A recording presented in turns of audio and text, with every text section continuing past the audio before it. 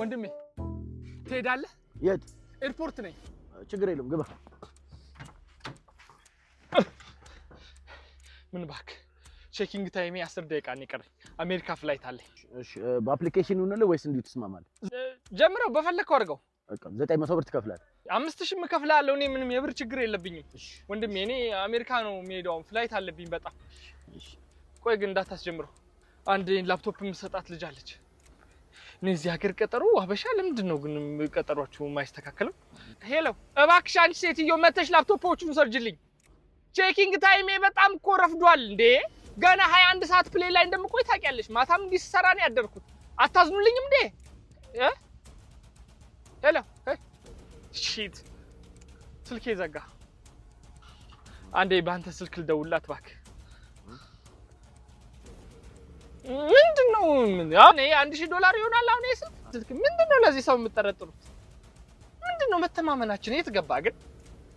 በጣም ነው የምታሳፍረው። ምን ይላል? አሜሪካ ነገር ሄደህ ታውቃለህ?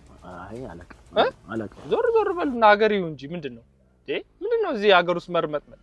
ውጪ ወጣ በሉ ምናምን እንደኛ። እኔ ከዩኤን ከኤስኤስአር ከኤምኤስአር ከDWFK WZW ማይነስ ከነዚህ ሁሉ ድርጅቶች ጋር ነው አብሬ የምሰራው። የት ነው ያለሽው? እኮ ነው ሰፈራችሁ ቆሜ የለ እንዴ? መጣው እሺ የቱ ጋር ነሽ? እኔ እዛው አስፋልቱ ጋር ነው ያለሁት እኮ። በዚህ አትታይኝም እኮ። እንዴ እንዴ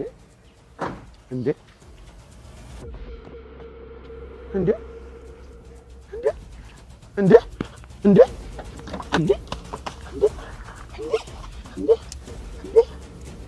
እንዴ ወይ መጋረጃ